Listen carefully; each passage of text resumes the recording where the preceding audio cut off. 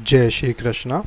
आज आपको बताने जा रहे हैं कि कुंडली जागरण का सही तरीका क्या होता है और क्या कुंडली जागरण जो है इसकी जो प्रक्रिया है कि बहुत ज़्यादा जटिल है। तो ऐसा नहीं है। आज हम आपको कुंडलिनी जागरण का जो तरीका है वो बताते हैं कि किस नियम से आपको इसकी शुरुआत करना चाहिए। और ये जो है कुंडलिनी जागरण, ये एक साधना का, ध्यान साधना का पहला हिस्सा है। पहला साधना का हिस्सा ये है कि कुंडली जागरण से पहले यानी आपको किस स्थिति में बैठना है, क्या करना होता है, और दूसरा भाग होता है ध्यान लगाना। तो ये दोनों चीज़ें जो हैं ज़रूरी हैं। अगर एक चीज़ ना करें, आप दूसरी चीज़ को करेंगे तो फिर आपको कह सकते हैं कि अधूरा ज्ञान होता है। तो कुंडलिनी जागरण पे शुरुआत में सबसे ज़्यादा आपको अपने जो भी इष्ट भगवान होते हैं उनका ध्यान करना होता है।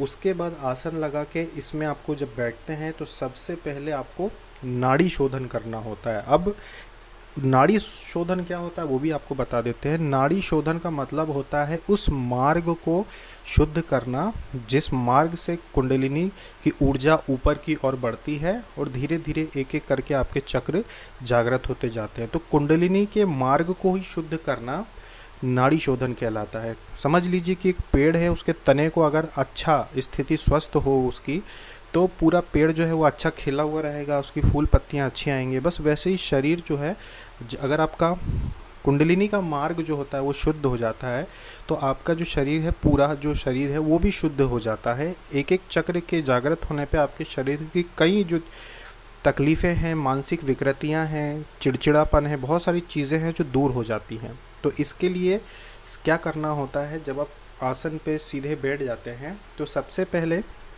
अपने अंगूठे से आप अपने नाक को, दाहिना जो छिद्र है उसके ऊपर अंगूठे को रख लेंगे आप। बाकी की आपकी छोटी वाली जो उंगली है उससे आप बाएं छिद्र के ऊपर रख लेंगे उसे, और बड़ी वाली उंगली और उसके पास की जो मध्यमा उंगली है, आपको साधारण भाषा में बता दें कि बड़ी वाली उंगली जो आपकी बीच की होती है और पहली उंगली अंगूठे के पास की, इन दोनों को अपने आज्ञा चक्र पर रख देंगे। सबसे पहले आप अपने दाहिने जो नासा छिद्र है उससे श्वास भरेंगे अंदर, और बाइने जो नासा छिद्र है उसको छोटी उंगली से दबाएंगे और सांस लेंगे, पूरा अंदर तक भर के लेंगे। उसके बाद आप अंगूठे से अपने दाहिने नासा छिद्र को, नाक का जो छेद है दाहिना, उसको बंद कर देंगे और बाएं से उसी श्वास को छोड़ेंगे। फिर बाएं से श्वास लेंगे, छोटी उंगली से बाएं छिद्र को बंद कर देंगे और दाहिने से छोड़ेंगे। तो इस तरह का जो प्रयोग होता है, इससे आपका नाड़ी शोधन होता है। नाड़ी शोधन जो होता है वो एक दिन में नहीं होता, बल्कि इसको करने में थोड़ा समय लगता है। तो प्रतिदिन आप इसका पहले कम से कम 3 मिनट से 5 मिनट इसका अभ्यास करेंगे।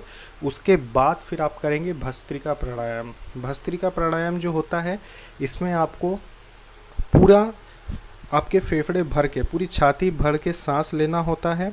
उसके बाद उसे पूरी तरह से बाहर छोड़ना होता है। इसमें पूरा अंदर लेना है, बाहर छोड़ना है। इसमें सांस को रोकना नहीं होता। बस ये जो प्रक्रिया है इसे धीरे धीरे शुरू करके फिर तेज करना होता है।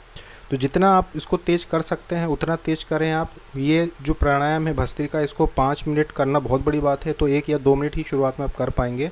उतने में ही आपको जो है थोड़ी सर में आपको झंझनी सी महसूस होगी, आंखों के सामने जो है आपको थोड़ा सा प्रकाश सा दिखाई देने लगता है। भस्त्रिका करते समय सांस फूलने लगती है, इसलिए इसको आधा मिनट से 1 मिनट या 2 मिनट ही शुरुआत में करेंगे। और इसके बाद फिर आप जो अन्य प्राणायाम होते हैं, अनुलोम विलोम कर सकते हैं अपनी इच्छा अनुसार, वो भी 5 मिनट ही करना है।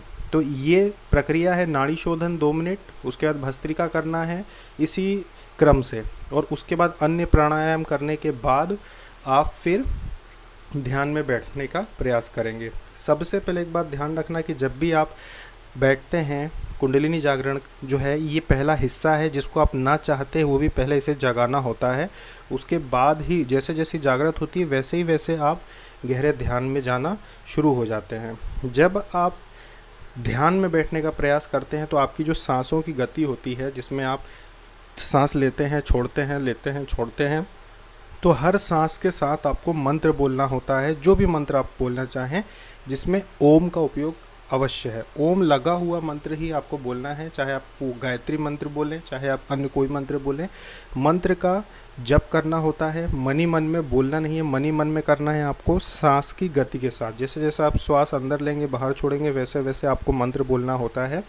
और इसकी गिनती को गड़बड़ नहीं करना है कि पहले एक बार मंत्र बोल दिया उसके बाद अगली बार नहीं बोला और सांस ले ली छोड़ दी, ऐसा नहीं करना है। धीरे धीरे आप सांस लीजिए, फिर छोड़िए, कुछ देर लेकर फिर रोक के रखिए, फिर छोड़ दीजिए, फिर थोड़ी देर बाहर ही रोकिए, फिर अंदर ले लीजिए, फिर उसको छोड़ दीजिए। इसको कुंभक कहते हैं। वो कार्य आपको करना होता है प्राणायाम में। तो इस तरह से आप धीरे धीरे धीरे धीरे जब अभ्यास करते हैं तो आपका जो शरीर है उसकी सांस लेने की जो प्रक्रिया होती है वो बिल्कुल एक जैसी होती है। निरंतर उस पर आपका नियंत्रण बढ़ता जाता है, जिससे आपके जो चक्र होते हैं वो जागना शुरू करते हैं।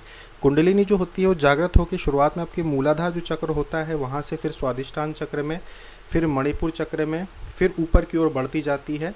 वो बढ़ने में ये जो समय होता है ये इतना लगता है जैसे कि मान लीजिए कि जैसे एक पेड़ के पौधे को जब आप लगाते हैं तो वो धीरे धीरे बढ़ता है, वैसे ही कुंडलिनी भी धीरे धीरे जागृत होती है आपके एक एक चक्र को शुद्ध करते हुए, जल्दबाजी में जागृत नहीं होती। और जब ये एक एक चक्र करके ऊपर जागृत करना शुरू करती है तो फिर आपको कुछ लोग कहते हैं हमें धक्के लगते हैं, हमें झटके लगते हैं, हमें वाइब्रेशन होता है। तो उसका कारण यही है कि कुंडलिनी आपकी जाग रही होती है।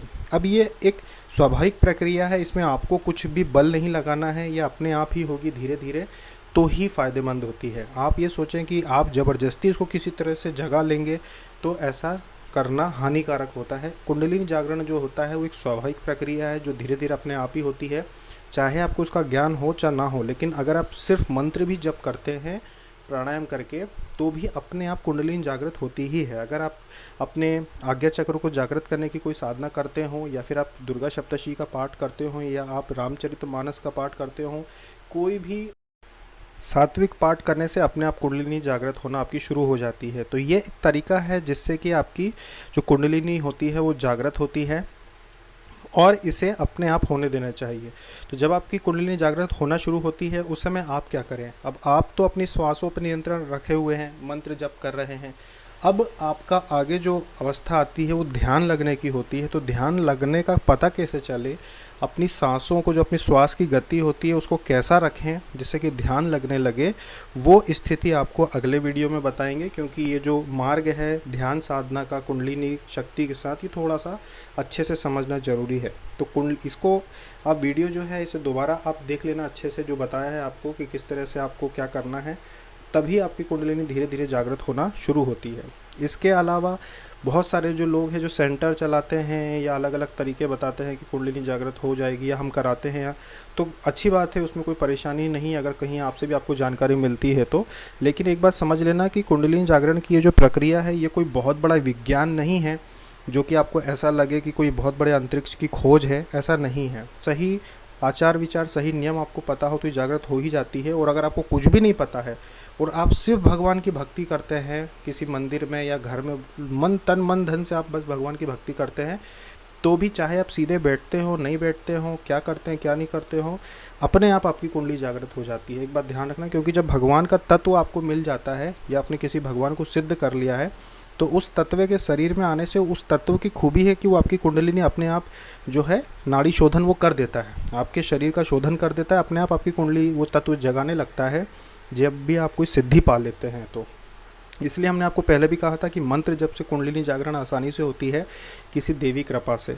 तो अब आगे हम अगले वीडियो में बताएंगे कि ध्यान कैसे लगेगा आपका कुंडली जागरण की प्रक्रिया के दौरान, वो आगे के वीडियो में समझाएंगे आपको। अभी तक के लिए इतना ही। जय श्री कृष्ण।